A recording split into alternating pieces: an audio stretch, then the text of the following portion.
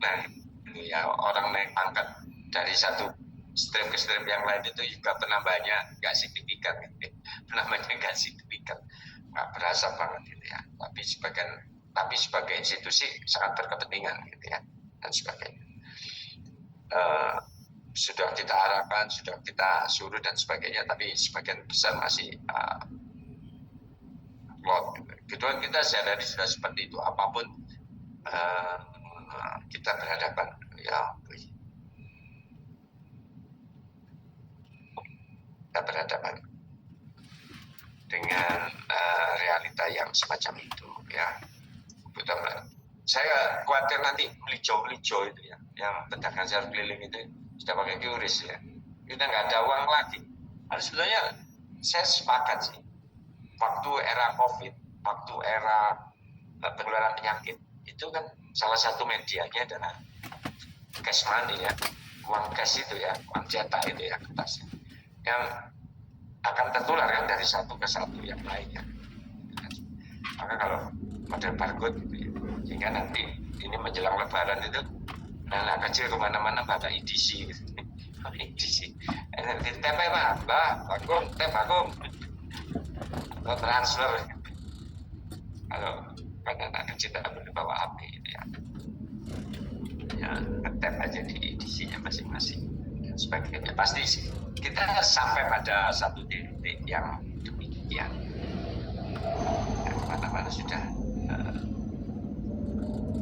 bahkan chip di Jepang itu bisa ditanam di gigi kan gitu ya, di gigi, kemudian bisa ditaruh di mana saja kan gitu ya, layarnya di kacamata masing-masing. Data awal Januari 2025 itu sudah 212 juta jiwa ya. 74,6% pemilih telah menggunakan internet. Bayangin ya. Dari 283 penduduk Indonesia, 212 itu sudah menggunakan internet ya.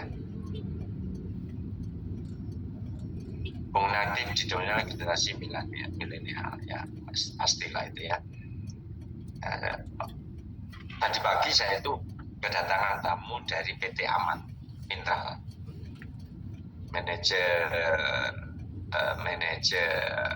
partnership-nya datang berkunjung di lembaga saya ILG dan ngobrol tentang tambang mineral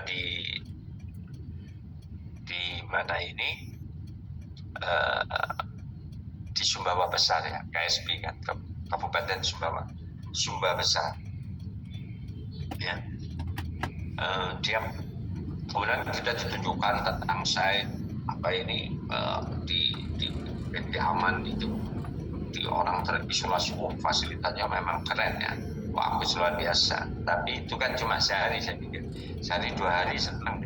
Tapi kamu mulai seminggu, 2 minggu, 3 minggu, sebulan kamu di sana yang jauh dari mana-mana ya, orang kemudian jadi masalah. Padahal tadi juga diceritakan tentang semua ya, memang basisnya digital semua saya lihat. Tapi kan kalau terus menerus ya di mana-mana yang namanya tambang itu pasti ada impact-nya ya. Tidak hanya impact lingkungan tapi juga impact sosial. Apa itu? Salah satunya katanya adalah adanya kubu-kubu malam Pak ya, ini. Nah, ini yang susah gitu ya. Keluarga jauh yang nggak berkeluarga, jauh keluarga ini kan mungkin di koloninya bisa kesehatan terjaga, tapi bagaimana yang mereka yang tinggal dari luar atau di luar, atau ada yang memilih untuk tetap tinggal di kabupatennya, dia milih di situ karena dia butuh kehidupan gitu ya. Uang mungkin banyak, tapi kalau nggak nyapa orang apa artinya gitu ya. Kamu punya uang tapi nggak bisa beli macam-macam ya, uang itu nanti gitu ya, kecuali memang kamu orang-orang terkecil dan sebagainya.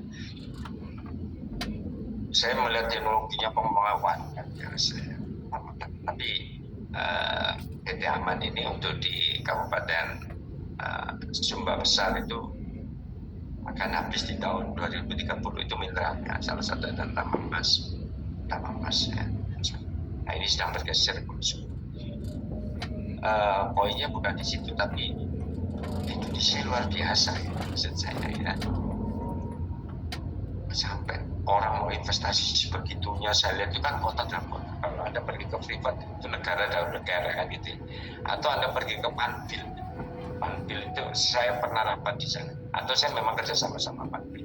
Panbil itu ada sifatnya cetak air, bikin air sendiri, listrik sendiri, ya. Kemudian keamanan betul-betul kayak sebuah ada kebun binatang, ya apa ada danaunya, ada betul-betul negara yang unik, yang aneh. Ada orang dari Kementerian Perindustrian dan Perdagangan itu kaget, loh di Batam itu ada kayak gini. Gimana Anda ini yang keluarkan izin untuk kegiatan industri nggak tahu ini kan ironi gitu ya. Indonesia dengan di era yang seperti sekarang.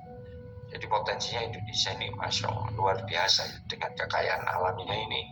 Makanya saya selalu bilang Indonesia nggak ada alasan untuk ada orang miskin. Ya, nggak ada orang miskin Indonesia dan sebagainya. Ya. Ya. Nah, tema kita berkaitan dengan literasi digital, yaitu kemampuan untuk mengakses, memahami, membuat, mengkomunikasikan, dan mengevaluasi informasi melalui teknologi yang biasa diterapkan dalam kehidupan ekonomi ya dan kehidupan sosial kita ya. Dan ada banyak hal yang menarik berkaitan dengan literasi digital ini ya. Mungkin sebagian teman sudah memahami membicarakan literasi digital itu berarti membicarakan 4 hal ini ya. Bagaimana cara literasi digital di jalan, maka 4 hal ini harus menjadi program utama untuk mengembangkan literasi digital. Apa yang digital skill? Ya, kemampuan di dalam penguasaan teknologi, digital safety, keamanan dalam digital, digital etika di dalam menggunakan digital, dan digital untuk terbentuknya budaya digital dan kehidupan kita sehari-hari. Digitalisasi pada waktu pertemuan awal saya dengan saudara, saya juga digital itu kan cuma alat aja. Pada dasarnya manusia itu kalau perlu ya tetap muka, physically, ngomong gitu ya. Kalau digital itu sebagai keunggulan, mestinya universitas top di Indonesia itu mana? UT ya. UT itu lahir kan sudah puluhan tahun, tapi kan tetap ya kalau di overclassnya kan masih kalah dengan kampus-kampus konvensional seperti ini gitu ya. Nanti manusia itu butuh ketemu ya, interaksi dan sebagainya. Saya bantu digital itu ya, digital ini kan teknologi komunikasi, misalnya teknologi HP atau handphone saudara itu kan mendekatkan yang jauh dan menjauhkan yang dekat. Ya, kalau kumpul saudara kumpul itu memang ngomong masing-masing ya, dengan HP-nya masing-masing, dengan orang di ujung sana ya. Kita suibu keluarga saudara lah nanti lebaran kelihatannya kumpul. Selama masih pegang HP jangan berharap, maka harusnya itu disita. Begitu masuk di rumahnya mau dipanggung semua HP dikumpulin ya, sehingga ada interaksi. Kalau enggak ya hidup dengan dunianya masing-masing. Sudah gitu ya, tahu-tahu gemuk itu aja ya, karena sampai HP-an nangis dan sebagainya. Nanti kita akan bahas masing-masing ya. Dengan alat dengan program ini dijalankan mampu berkontribusi di dalam digital. Ya, jadi oleh sebab itu kita bisnis layanan ya. jual beli mobil bekas. Bagaimana atau sedikit pemahamannya atau nanti kita buka ruang diskusi. Sorry, yang pertama digital skill ya. Sorry, kebalik saya tulisnya. Ini ya. Ini digital skill. Nah, exactly itu safety ya. Kemudian bagaimana strategi OLX Mobi Surabaya? Ya, digital skill. Apa itu? Berkaitan dengan kemampuan individu dalam mengetahui, memahami, dan menggunakan perangkat keras dan perangkat lunak. Ya, seperti saudara saya ini punya kemampuan digital. Tapi ada sebagian besar masyarakat yang belum mempunyai kemampuan digital.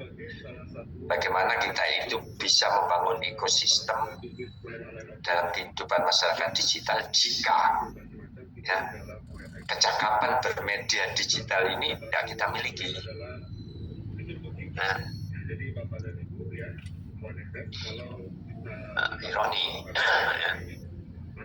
Betapa banyak program-program dari pemerintah itu gagal hanya karena kemampuan atau kecakapan bermedia digital ini tidak terjadi, ya. Tidak. Mungkin saya juga pernah menyampaikan pada saudara, ya, bagaimana dulu Cisco pertama kali mengundang saya, ya, di tahun 2005 sudah mengenalkan namanya kelas online, ya, basis online. Makanya satu SKS itu tidak ditandai oleh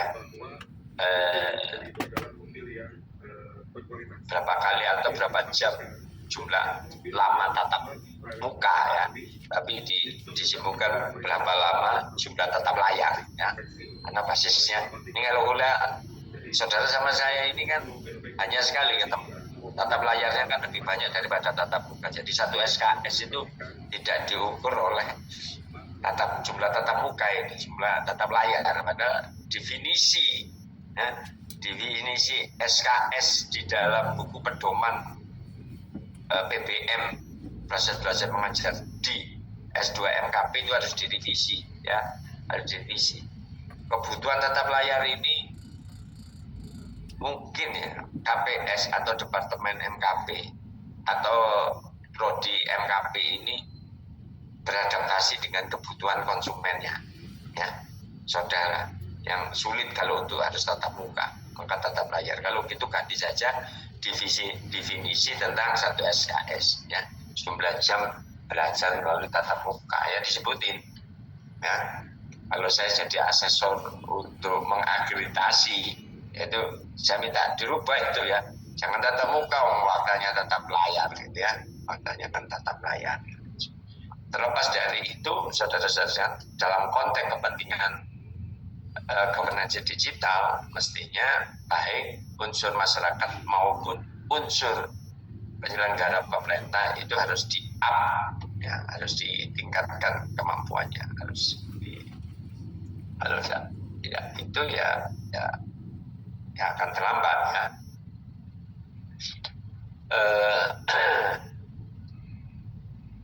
Anda kenal negara Myanmar, ya, atau Burma, ya, Myanmar itu pada waktu Jenderal Bin, ya, Bin itu mengudeta sipil, kemudian memimpin pemerintahnya dengan otoritarisme militer. Itu laporan dari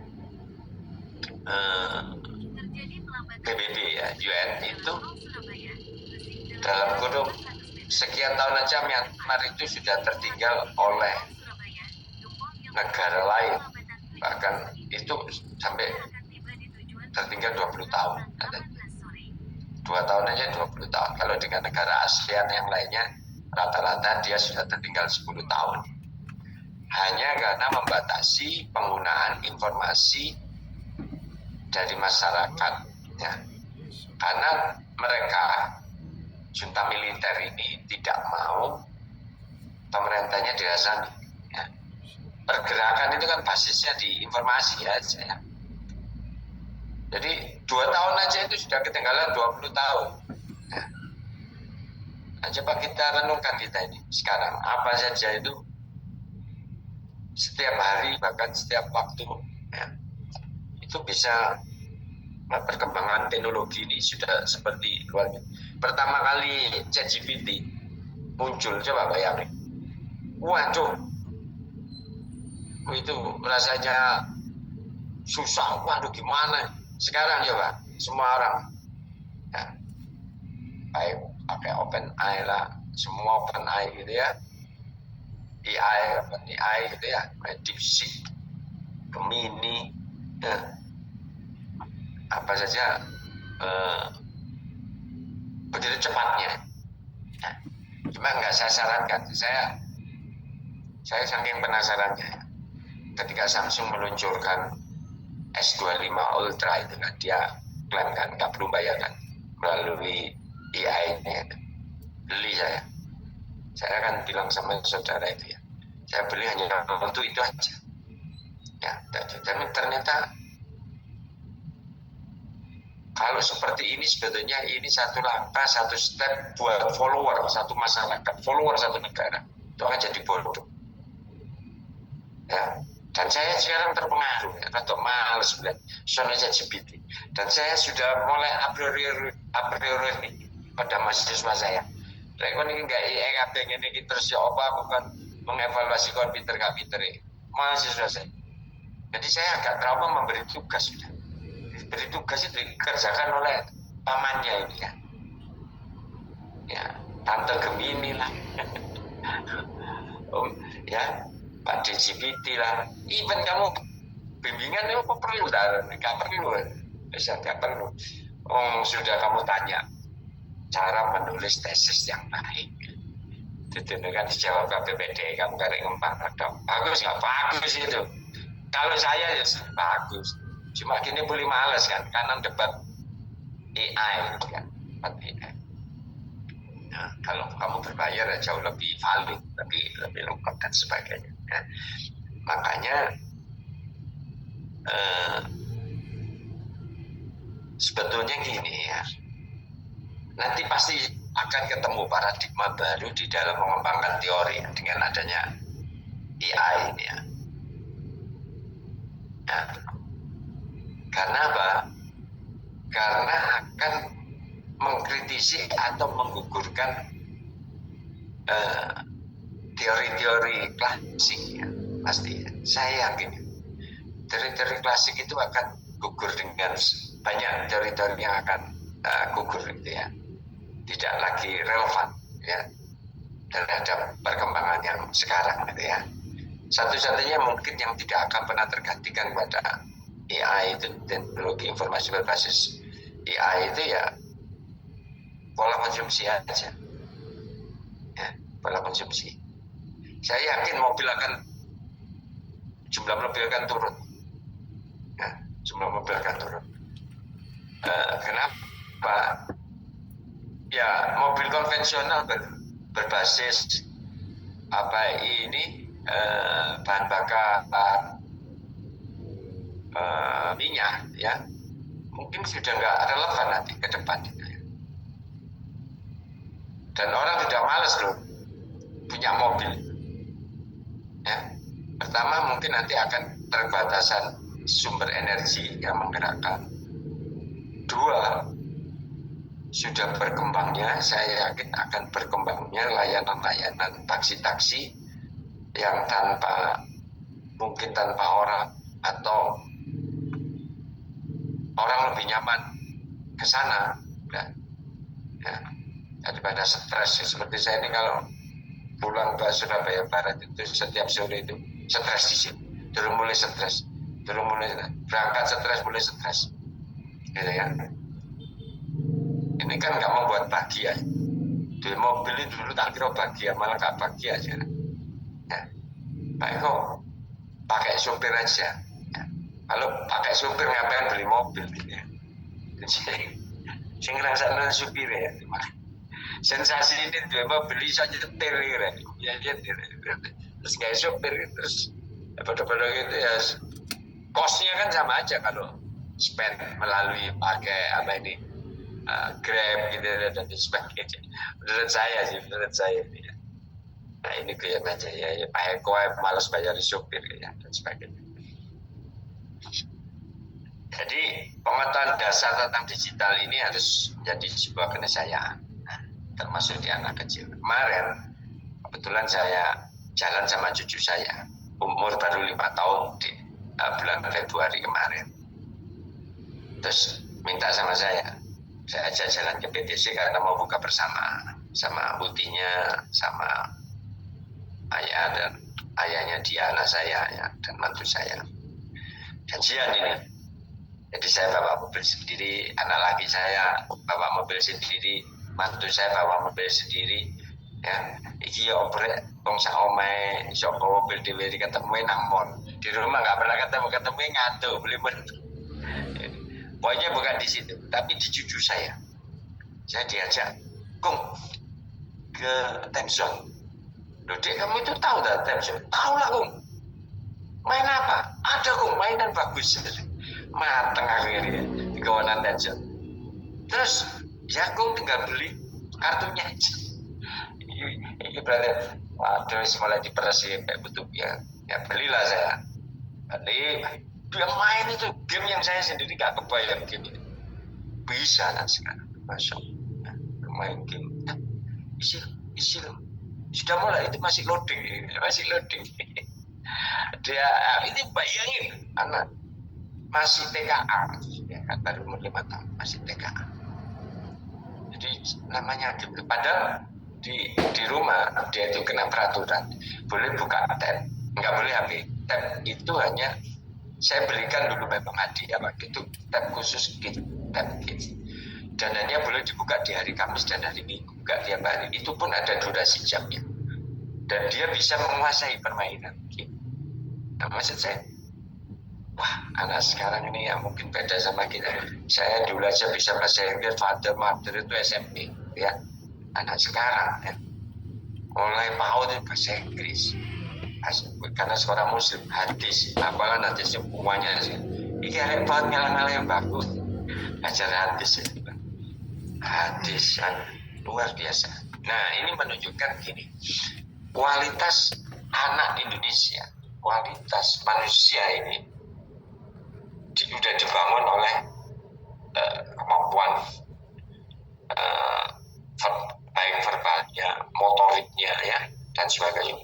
Begitu terampilnya dia main game, begitu tahu ini ada musuh, loading, harus ngisi apa ini, senjata dan sebagainya. Saya hanya terkagum-kagum aja dengan melihat kecerdasan anak-anak sekarang, ya, dan sebagainya.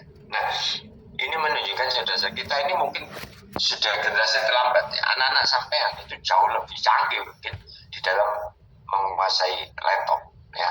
Sampean bisa laptop mungkin ya zaman mahasiswa, ya. Anak sekarang kan udah seperti itu. Nah, ini menunjukkan digital skill. Kita itu harus inline lah dengan perkembangan dunia sekarang. Kemarin kebetulan saya jadi moderator debat calon rektor. Nonton nggak kalian ya? Nggak pernah ngikuti ya calon rektor UNER. Saya kemudian jadi moderatornya. Ada salah satu calon itu karena dia orang teknologi, orang saintek, itu apalanya itu menggunakan animasi berbasis AI-nya.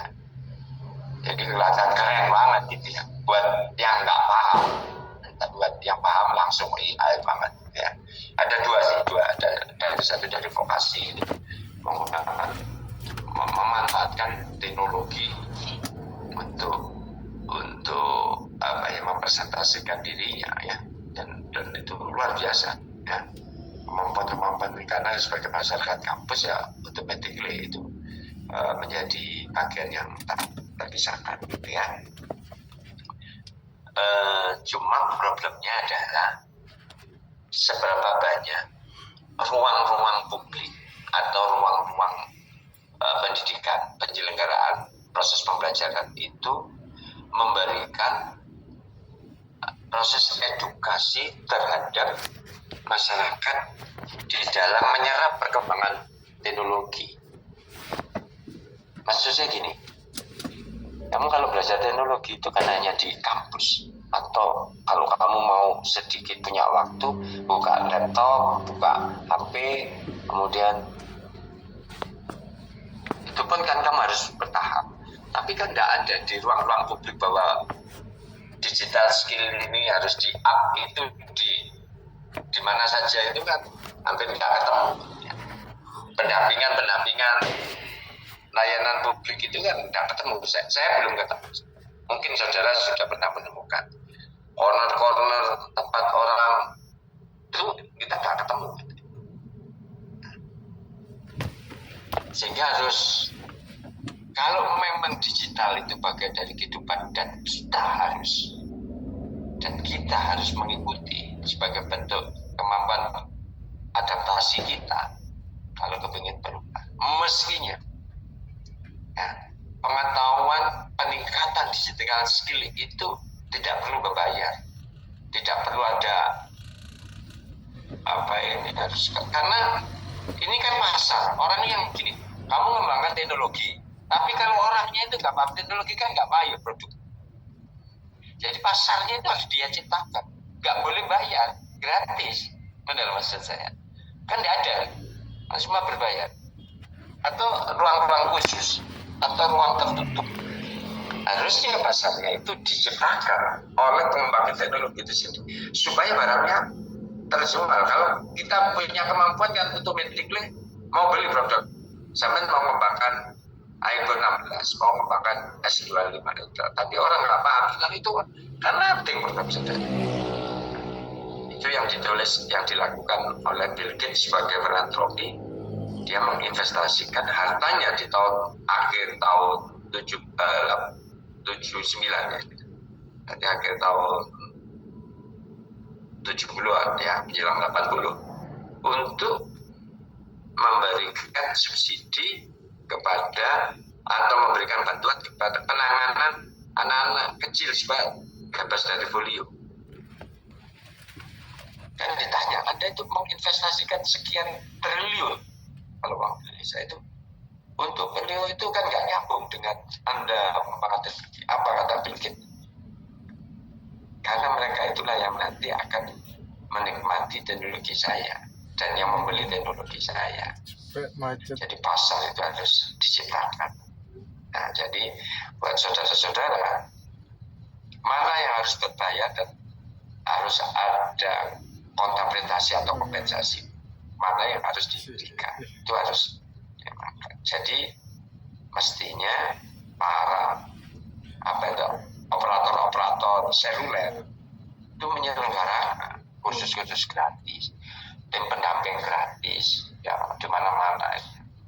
Ini kan malah enggak ya, saya agak kecewa ya. Saya di salah satu operator itu malah gerai-gerainya itu ditutup, ya digabungkan untuk kepentingan efisiensi. Nah, pasar kan kamu yang ciptakan mestinya supaya orang beli HP baru, kok malah gerai kamu tutup itu apa? Untuk konsultasi itu. Itu kan nggak nyambung kalau di dunia ekonomi ya dan sebagainya. Nah, ini isu pertama, artinya kemudahan di dalam meningkatkan kemampuan digital yang diselenggarakan, yang diberikan oleh pemerintah itu tidak inline. Jadi maksud saya kan gitu, pemerintah itu menyuruh SPBE, sistem pembayaran elektronik, tapi proses edukasi masyarakat itu nggak masif, itu loh maksud saya.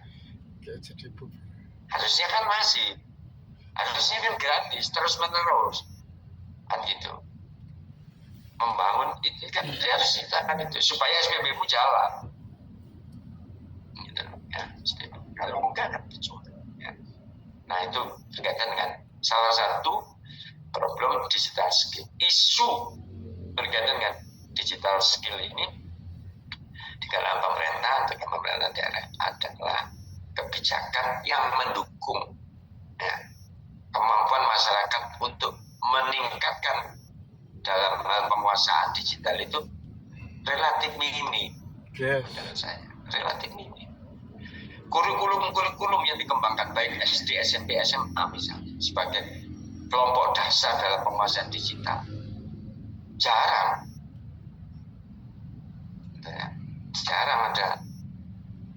ada pendampingan, ada kan gitu. Nanti tahu-tahu itu disalahkan anak melakukan kekerasan karena sudah memegang HP, anak melakukan kejahatan karena sudah dapat mencari HP, anak melakukan seksualitas yang buruk karena ada. Tapi kan tidak ada ya, ruang-ruang publik yang mengajarkan tentang digital skill. Nah, yang nanti berkaitan dengan etik dan sebagainya, himbauan orang Indonesia diimbau semakin untuk dilanggar. Peraturan dibuatkan untuk dilanggar. Boleh percaya boleh enggak? Sampai tahu stopan lampu merah kuning hijau. Apa kemungkinan kamu kalau kuning itu persyaratan berhenti? Ingin tahu saya? Begitu kuning,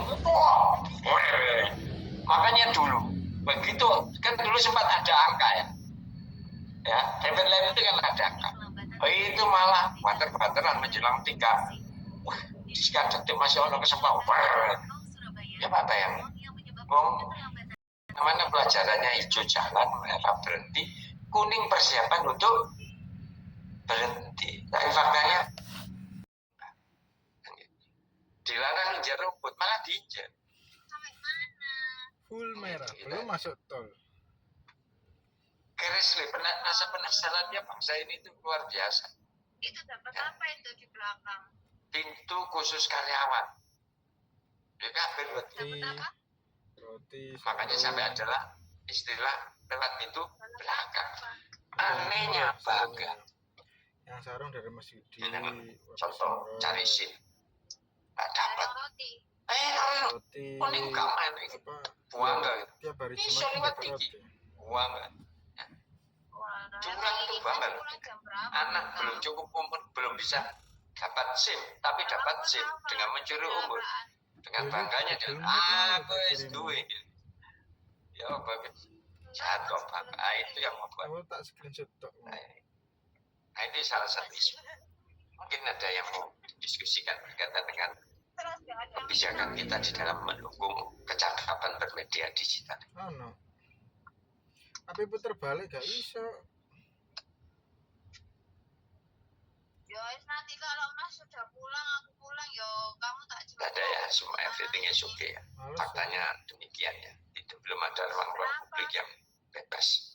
Ya, yang kita itu bisa masuk. Aku mau tidur. Apalagi nanti kalau sudah biometrik. Sekarang kan face recognition itu kan sudah ini ya. Kan waktu saya panitia PINAS itu atau forum rektor itu, karena kebetulan saya pernah jadi sekjen forum rektor. Awalah sakit-sakitan. Itu konferensinya itu sudah pakai FR semua. Ya, supaya absen itu kan gampang ya dan sebagainya. Ya kan boleh tanggung jawab. Tapi kan belum semua ya, belum semua sistem penyelenggara berbasis face recognition ya. Oke, baik. Kalau sudah meningkat kemampuan digitalnya, mampu menguasai semua orang tuane iku ya apa? fitur-fitur yang ada di dalam sebuah aplikasi yang dikembangkan dan sebagainya. Loh, Hal yang karena perlu aku tiap hari diperhatikan nyopain digital safety ini ya. Mungkin kita semua sering mau pelatihan gak berkaitan mau dengan sama aku. safety ini, kemampuan dalam mengenali, mempolakan, menerapkan, menganalisis, menimbang, menjadikan kesadaran perlindungan data pribadi dan keamanan digital dalam kehidupan sehari-hari. Ini. Iya, tak kapokane menilai gede. Kalau kamu misalnya sebelumnya nggak punya HP, begitu punya HP, punya uang, langsung beli HP yang sebetulnya itu ada syarat dan ketentuan berlaku. Saya sarankan sebetulnya orang yang nggak punya HP atau punya HP pertama kali itu harusnya beli yang monokrom, yang analog. Ya. Kenapa? Untuk membangun chemistry. Duduk. Wah, telat Pak. Langsung aja seri terbaru. Nggak pernah punya HP, begitu HP langsung beli iPhone 15 atau 16 atau Ultra. Tak jamin geblak. Wah, karena nggak tahu banyak itu. Ayam satu ekor aku. Gegeran mesti anaknya. Gegeran ke bapaknya. Apa ya? Kadang-kadang ya susah. Ya, ada. Belum lagi masalah orang pasti itu nanti kamu dapat satu saat itu saya dapat laporan di email saya ada upaya ya aku tak goreng pembobolan makanya kan sering ya, ada juga pernah ngalamin pembobolan ada upaya paksa untuk masuk di email saudara. Bayang, kalau email ini sudah kena, hanya persoalan waktu aja, uang kita itu pindah tempat. Karena tempat konfirmasinya di email. Ya kan, tempat konfirmasinya itu di email. Nah, atau konfirmasinya di apa ini di SIM card. Ya, physically SIM card. Nah, Tak kirim gambar Google Map ngono digital safety ini menurut saya ada peluang kalau kamu jadi cracker atau hacker atau jadi penjahat. Ini ada peluang Iki lho 11 menit ono. untuk bisa orang yang menghindari email Lah wong abang jinggrang tapi kok dia ngono. menggunakan SIM card Ono untuk dua membobol. kecelakaan. Biasanya autentifikasinya kan Mau habis pintu lewat, masuk sama SMS ya. tengah-tengah Kalau nggak itu WA. ada lagi, ada dua. Tapi sekarang orang kan nggak mau lewat email kadang lupa password kan macam-macam lewat Aku itulah. mau puter Tapi balik. sekarang ada potensi itu gampang melalui apa? Kalau lewat SIM. Lah aku puter balik terus ngopi. Cloning. Enggak. Salam. Enggak, cloning sudah terlalu. eSIM. Kamu eSIM itu kamu pegang nggak fisik? Nggak ada. Nah, di mana itu? Jadi dia begitu bisa masuk, sekali bisa masuk ke cloudnya eSIMmu. Sekarang nilai dua farkani wakil ya. Entah kan? Coba.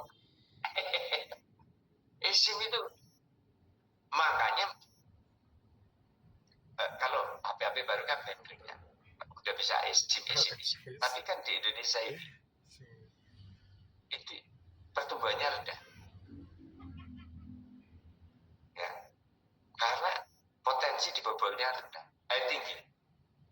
Kadang nggak di kita eSIM-nya. eSIM. Jadi bukan parno, mungkin pikiran kita itu jahat. Jadinya itu sama-sama penjahatnya itu, oh ini akali ya, gitu.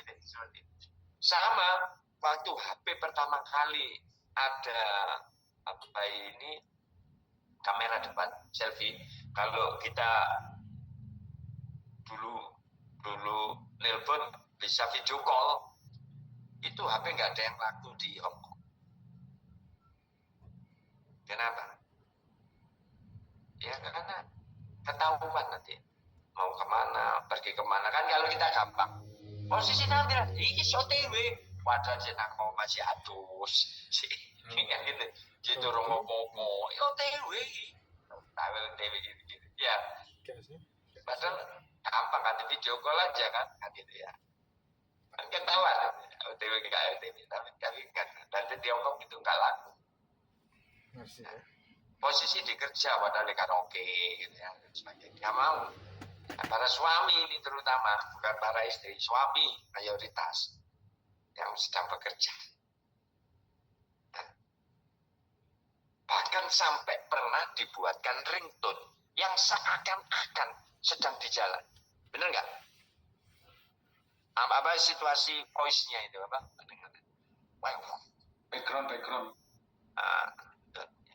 Background. Bayangin. Itu kan berarti anak pikiran jahat. Apa maksudnya? Lingkungan kita itu menciptakan. Jadi apa ini dibuat untuk diakali dalam manusia. Manusia itu konon kan katanya manusia itu kan separuh iblis. Iya kan? Mesti ada the dark side-nya. Ya, sisi gelapnya dari saudara. Kalau nggak muncul itu karena faktor maturity, kematangan saudara saja. Nggak memunculkan the dark side itu karena aku masalah ini sekali saya kan jadi itu. Tapi kan kita punya sisi gelap kita yang ingin kita explore. Kalau saya punya kemampuan IT yang tinggi, maksudnya kalau kepingin iseng ngerjainnya, gitu ya, kerjain.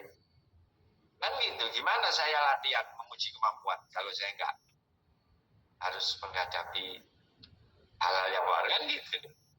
Kan perlu sparring partner untuk mengasah keahlian kita. Jadi itu sudah kodrat. Ini info dari Pak Taeker. Gimana cara mengasah kemampuan itu? Kalau nggak dicoba, ingin tahu saya, coba. Nah, itu ya. Jadi ini seperti buah si malakam, saudara-saudara sekalian. Makanya kalau punya uang, ojo kumpul di satu tempat, banknya. Ya, diajarnya sudah susah sih. Saya kumpul satu tempat, sekali dibobol hilang. Mungkin bank, satu-satu bank, jenis bank. Yang kecil dibobol itu ya BPR, dalam bidang teknologi. Tapi dibobol, fraud, pengelolaan bodoh aja. Tapi di bidang teknologi, bank perkreditan rakyat itu loh ya, bank kecil itu basis teknologinya kan gak kuat. Kemungkinan dibobolnya kecil, cuma dibobol sama pengelolanya ya. Kode baik bojo ya, masuk mulut buaya, menghindar mulut buaya masuk mulut singa, dan sebagainya. Supaya repot ya, karena kejahatan dan kebaikan dan kejahatan itu berjalan seiring, berjalan seiring. Semakin canggih teknologi kita, ya semakin canggih penjahatnya.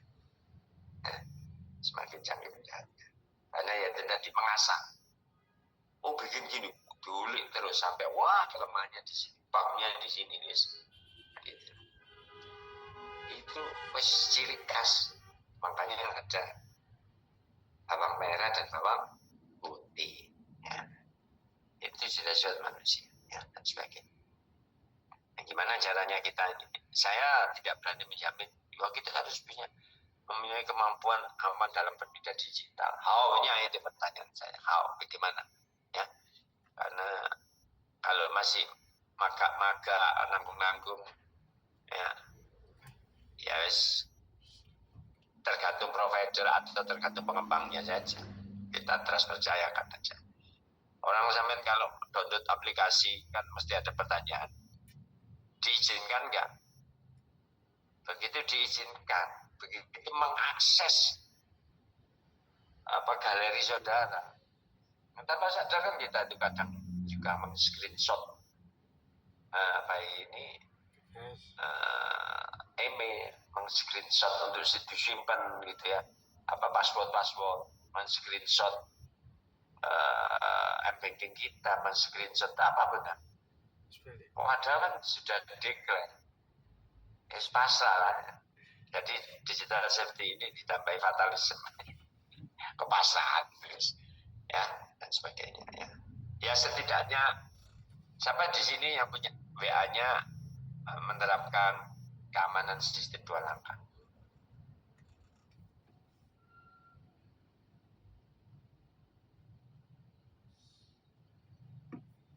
Kalau pakai WA lama nanti kan ditanya langkah keamanan verifikasi masuk ke WA. Ada nggak sedang pakai itu enggak?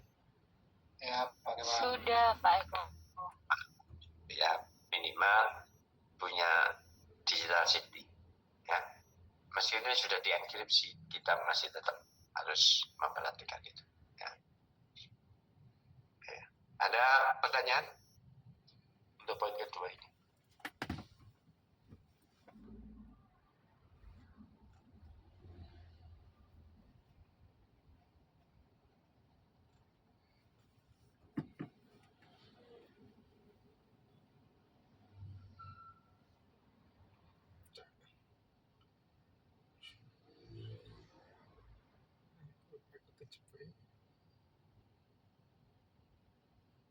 Bentar ya, saya dihubungi berapa?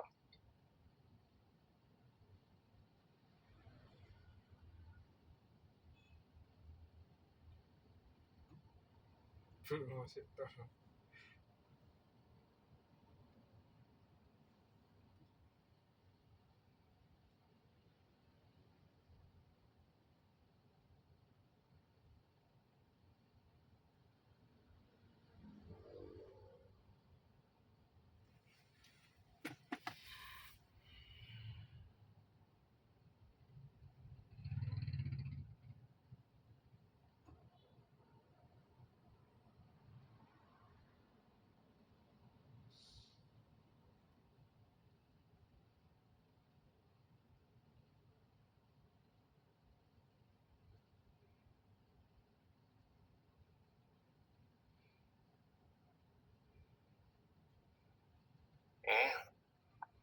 kalau nggak ada kita lanjutkan. Nah, ini digital etik ini problem terbesar kita. Ya. Kemampuan individu dalam menyadari, mencontohkan, menyesuaikan diri, merasionalkan, mempertimbangkan dan mengembangkan tata kelola etika berinternet dalam kehidupan sehari-hari. Ini problem di kita, digital etik. Ya kan? Negara itu bisa perang loh gara-gara ini.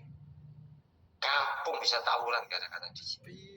Remaja bisa bertengkar gara-gara digital etik. Ya, komentar dan sebagainya, ya, password dan sebagainya. Karena apa? Tidak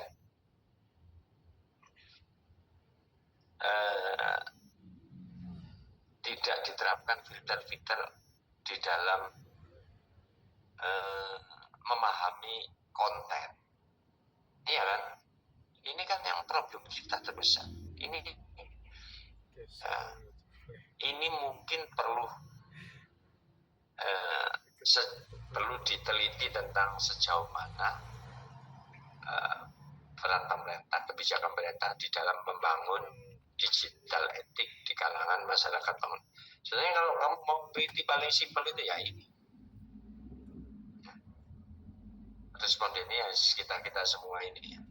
Ada nggak merasa kita itu terfasilitasi, terjaga? Kalau di Indonesia ini kan ada undang-undang ITE ya, untuk menjaga mewujudkan digital etik ini. Tapi kan udah jadi isu politis, ya kan? Berkaitan dengan digital etik ini atau undang-undang ITE itu ya. Nah, jadi isu politis. Orang kita itu pagi hari itu, kalau grup kita itu banyak namanya ucapan selamat pagi itu, mungkin 60-70% kabeh jam sampai. Ya. Kalau sudah ada ya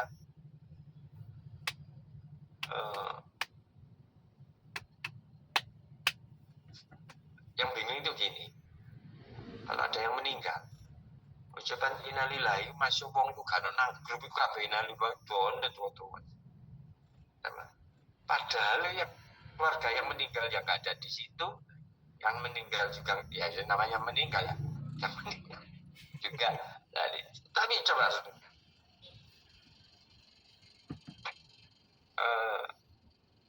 seperti merasa bersalah kalau nggak ikut berdoa ikut kan gitu ya, ada perasaan bersalah gitu ya. Jadi melaporkan kepada, seakan-akan melaporkan kepada grup, pimpinan grup jauh lebih penting pada doanya pada Tuhan kan gitu ya. Apalagi kan cuma copy paste emoticonnya toh. Tapi kan nggak pernah baca langsung mendoakan ya Allah, ya Tuhan ampunilah dosa saudara, kan enggak. Yang penting nulis innalillahi sing diwaca-waca. Terus itu kan kehilangan esensinya sebetulnya. Esensi itu berempati maunya kan gitu ya, berempati. Tapi esensi itunya malah enggak dilakukan. Ya, coba kamu perhatikan aja kalau tidak mengucapkannya pada Tuhan, tapi melaporkannya kepada anggota grup. Nah, kalau dia sudah berempati dan sebagainya. Itu yang pertama. Tapi juga ada etik yang negatif, yaitu ketika menyudutkan, menyerang, mempermalukan, menghina, menurunkan, ya, mendowngrade pihak lain. Nah, ini juga kena etika. Sebetulnya etika yang semacam ini, kalau saya boleh saran, nggak bisa dihukum, jangan dihukum. Nah, tapi kan tidak banyak orang kena. Loh, kalau nggak dihukum kan tambah sadis, baik kan gitu ya.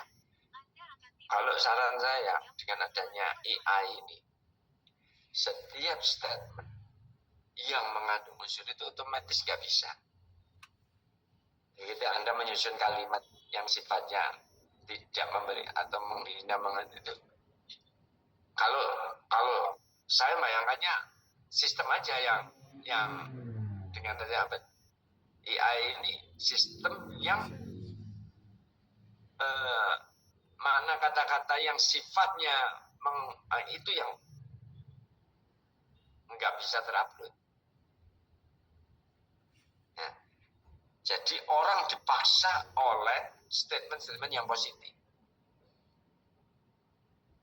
Kan itu. Perkataan umpatan, perkataan hinaan, perkataan yang itu kalau saya jadi pengembang aplikasi mungkin saya akan menerapkan sistem itu. Sehingga yang ada itu sistemnya positif aja. Ya. Karena apa? Karena digital etik ini menyangkut karakter orang. Orang itu kalau sudah, waduh jempolnya ini sampai makanya ada iklan sampai jempolnya bungkus. Jempolnya ini kalau sehari aja belum, ya, netizen ini belum hujat, yang nggak disenangi itu rasanya itu seperti sayur tanpa garam itu. Nah ini menarik untuk diteliti tentang ya mungkin buat para pengembang aplikasi ya bisa nggak sih WA itu tidak mampu ketika susunan kata-kata itu rasanya pasti algoritmanya bisa kebaca itu. Susunan kata-kata yang bersifat menghina itu automatically bisa sama dengan apa ya, kita itu kan sering juga memasukkan kata-kata yang tereject tersendiri gitu. Mungkin bisa nanti sehingga potensi orang dihukum karena ketikan ini kan lebih banyak pada sensasi.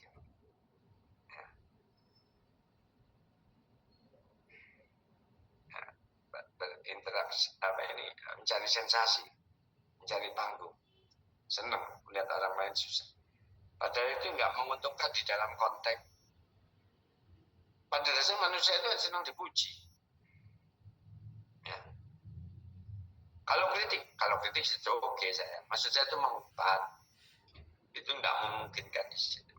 Di pilihan kata. Ini sekarang ada budaya baru yang kemudian menjadi biasa. Apa itu kata-kata apa? Anjir. Oh pesireng. Ada mahasiswa tanya pertanyaannya itu koncone ngilono koncone anjir ngene ditakon iki opo sih? Coba penerimaan kita pada kata-kata itu loh. Wenteng ya kan? Itu kan mempolairkan menyopankan kata anjing ya.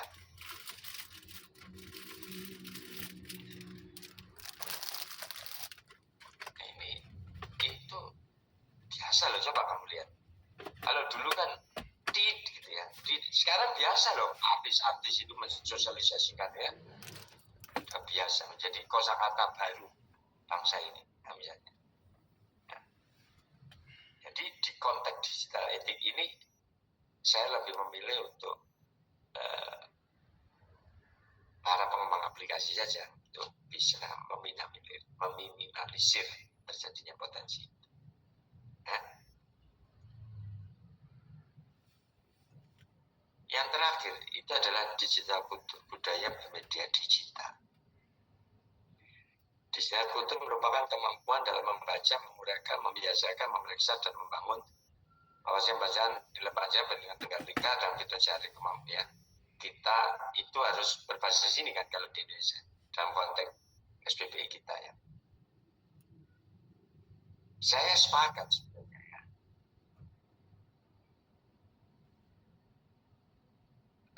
Ada nilai yang dianut oleh satu komunitas dan bangsa atau seperti Indonesia ini Pancasila itu ini saya pernah gini berisi gini ada debat gini Pak itu sama dengan menghapus demokratisasi, menjadikan ideologi sebagai biasa orang bisikan gitu ya. Loh, kamu membatasi orang yang mengajak kamu baik itu juga termasuk anti demokrasi. Nah, esensi ini kamu maksa kita jadi nggak baik, mengkritisi, itu ya kamu nggak demokratis. Jadi kalau saya masuk di jalur membangun berpikiran positif,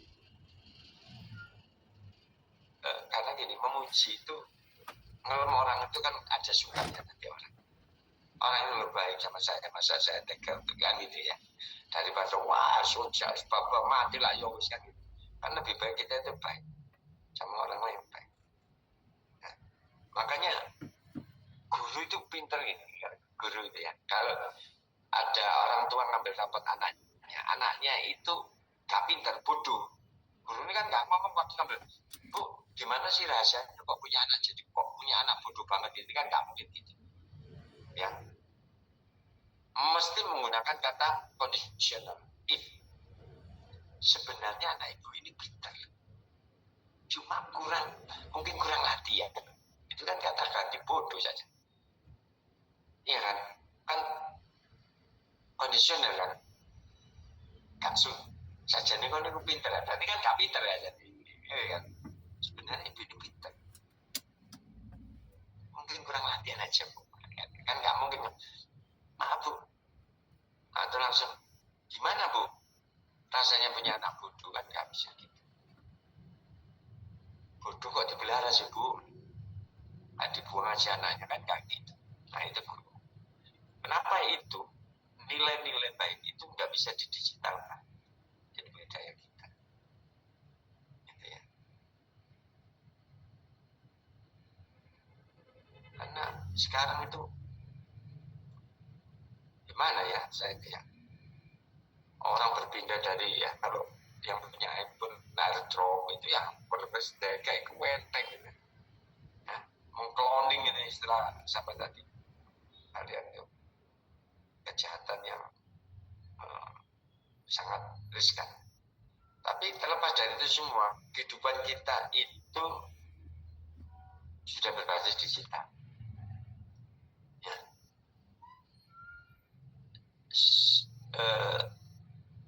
Ya ini sebuah keniscayaan yang nggak bisa dihindarkan. Kita juga nggak akan setback kembali gitu ya, seperti dahulu lagi gitu ya.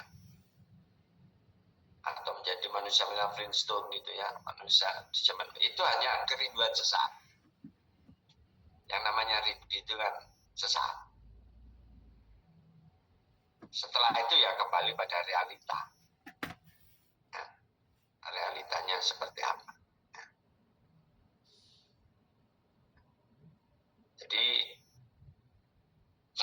betul-betul kita itu lahir ya, kamu proses kelahiran, proses dulu mau bayi mau lahir aja kalau di USG itu sekarang semua sudah bisa diprediksi dan sebagainya. Saya satu-satu nonton film apa ya, drama Korea.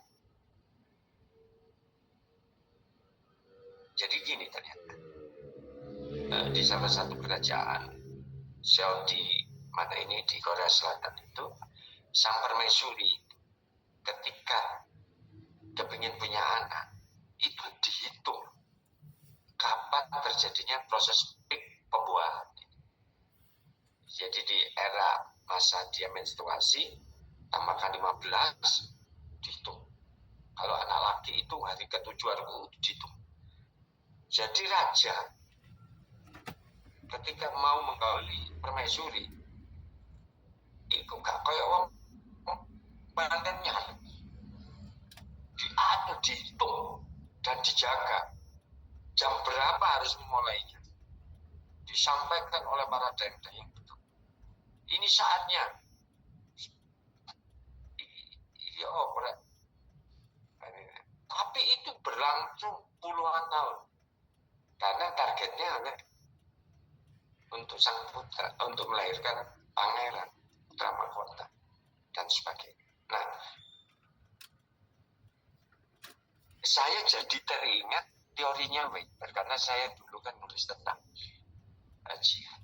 Weber itu mengatakan bahwa berhubungan seks yang tujuannya untuk kesenangan itu irasional. Nah, seks itu kan disebut itu alat produksi, digunakan untuk produksi, bukan untuk kesenangan. Maka kalau melakukan hubungan seks itu hanya untuk kesenangan, itu perbuatan irasional, tidak rasional. Jadi ditujukan. Nah, jadi saya teringat pada pola kerajaan ini. Oh, seperti itu. Nah, nggak iseng. Makanya raja itu punya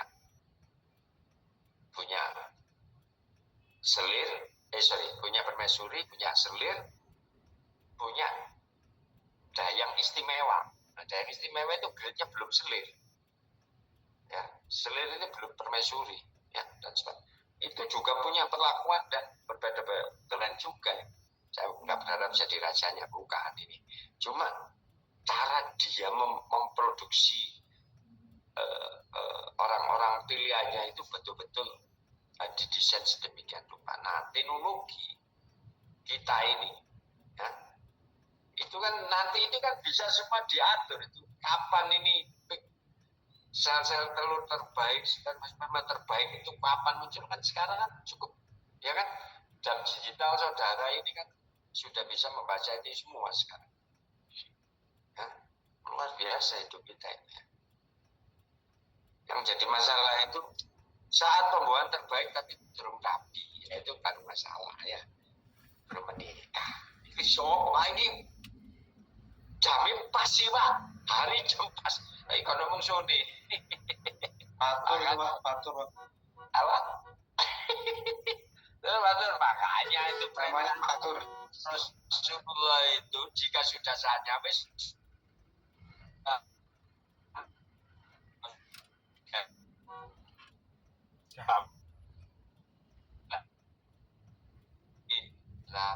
drama kota ini kadang-kadang pelan-pelan ini ya, orang Indonesia pelan-pelan asal selamat ya. Jangan takut rezeki Allah, rezeki itu datang mengikuti kehidupan gitu. Nah, ini boleh konsultasi perjodohan kayak clear boleh apa itu ya. Jadi kultur budaya kita ini sudah luar biasa. Nah, suatu saat ini saya mau cerita sedikit. Saya itu pernah mendatangkan namanya Pak Faisal, mungkin sekarang udah bukan lagi, sedang enggak sih, pasti enggak. Namanya Pak Faisal, ini Direktur Human Capitalnya Telkom.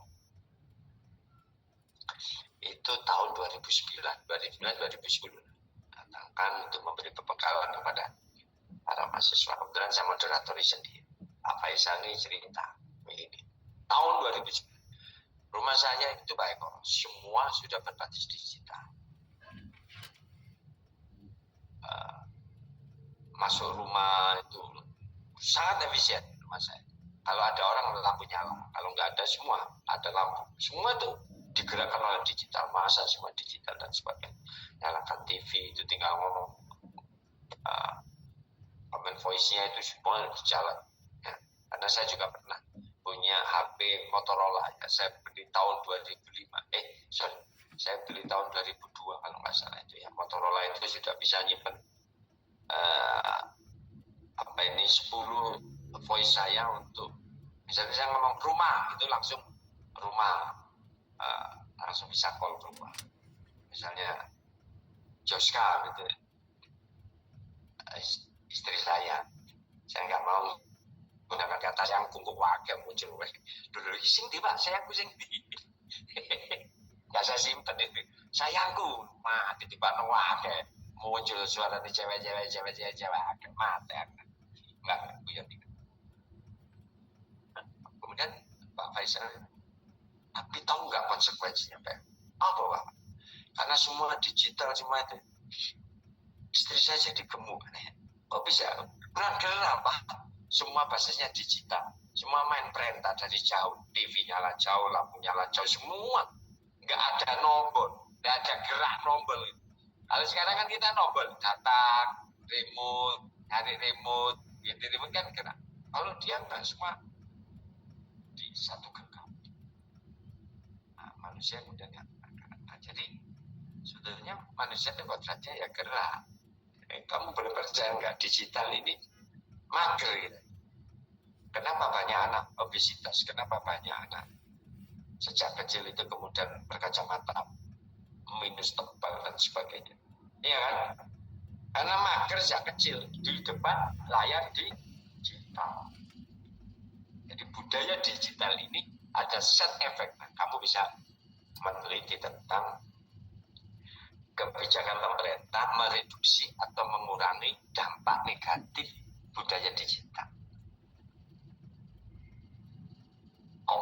Apa yang dilakukan pemerintah? Contoh misalnya, saya sangat sepakat dan sangat setuju ketika ada pengumuman anak siswa SD dilarang pakai HP, ya, nah, itu salah satu bentuk kebijakan pemerintah mereduksi, mengurangi impact negatif dari budaya digital.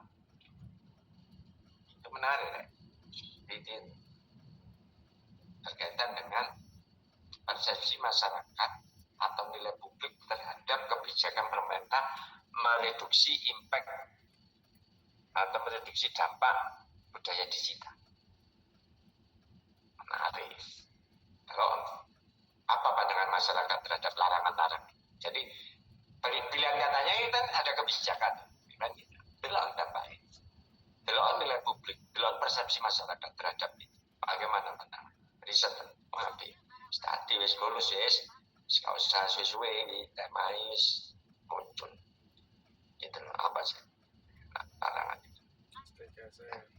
Terus ini juga gimana meminta itu keluarga di dalam meminta kebijakan, sikap keluarga terhadap larangan ber-HP di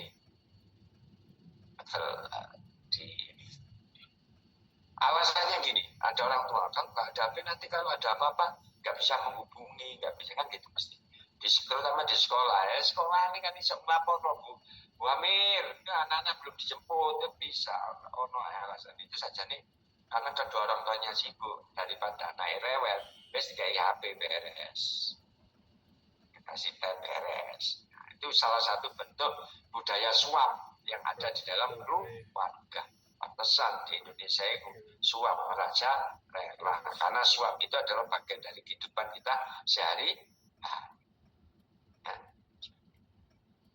Nah itu beberapa tema yang mungkin bisa kamu angkat, bisa kamu kembangkan untuk menjadi bahan tesis saudara. Sampai sini ada pertanyaan?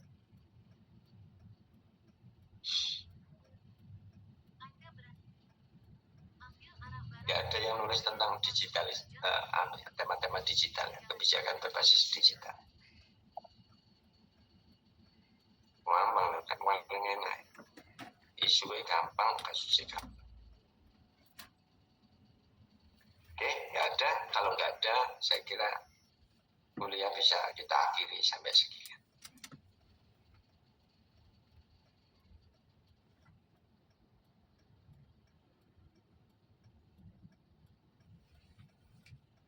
Ya nggak ada. Nah, kalau nggak ada gini sekarang, kan nanti tidak ada nih UTS saya. Ya, bentuk UTS saudara itu dalam bentuk tugas. Nah, tugasnya ini nanti dikumpulin sebagai pengganti nilai UTS saudara. Apa tugasnya? Tugasnya saudara-saudara sekalian, pertama, ya, catatan enggak? Siap tak? Iya Pak. Ada. Satu, pertama, identifikasi kebijakan-kebijakan pemerintah apa saja yang menyangkut 4 bentuk literasi digital tadi.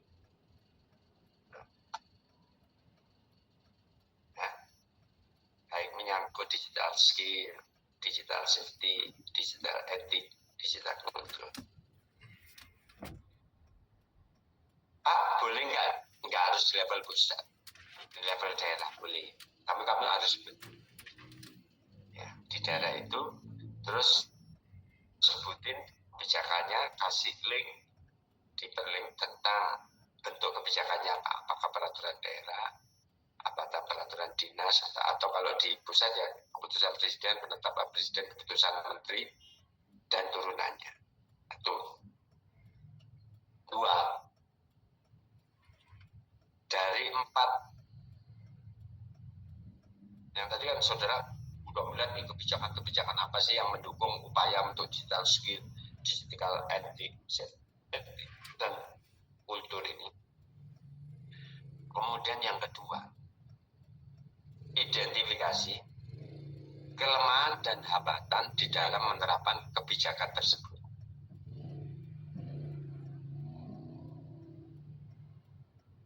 Identifikasi kelemahan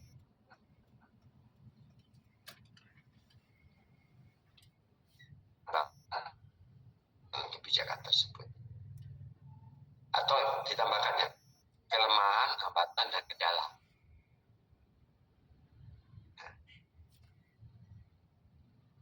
Oh, Bapak beda nih.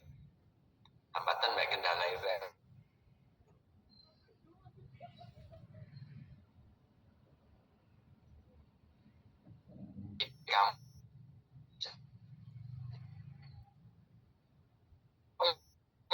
Saya itu malas belajar. Malas itu hambatan.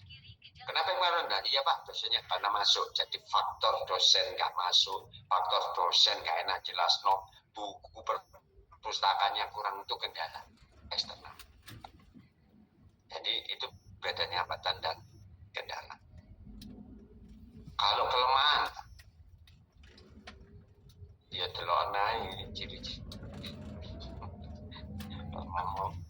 Kalau kelemahan ya sesuatu yang nggak tercapai, sesuatu yang kelemahannya ini sulit untuk diterapkan.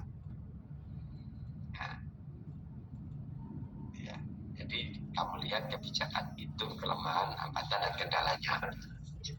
Yang terakhir, yang ketiga, rekomendasi apa yang bisa Anda berikan untuk mewujudkan atau untuk bisa mengimplementasikan kebijakan itu agar bisa jalan.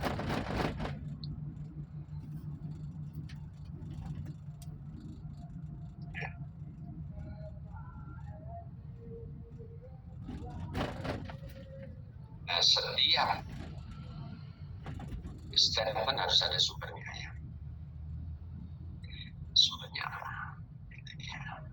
Di dalam menulis laporan itu ada perpustakaannya, dan sebagainya. Kapan dikumpulkan itu? Saat selesai akhir mata kuliah ini. Ya, kapan dikumpulkannya? Nanti dikumpulkan ketua kelas Pak Elis yang silakan dikirim ke kumpulan tugas apa ini sebelum UTS ya, UTS saja mata kuliah ini. Baik Pak Eko. Ya, di email ya, di email. Oke baik Pak. Nah itu saudara-saudara berkaitan dengan tugas Pak Melvi boleh. Ini ada pertanyaan menyangkut tugasnya. Ojo ditulis kok font 16 spasine 2 gak niat itu. Aku cek ketorek kayak Jomonto ya font 12 tetep ya. Terus spasi 1,5 16 font 4 enak wis kon niku gak enak sekali pidato nah. Ya. Terserah mau pakai Times Roman, pakai jenis-jenis yang lainnya terserah. Ya. Tahoma atau apa terserah. Kemudian ada sumber, ada nama dan itu ya. Oke, ada pertanyaan berkaitan dengan tugas? Izin Pak Eko, tugasnya dalam bentuk esai atau makalah? Menjawab kan ibu jawab Pak.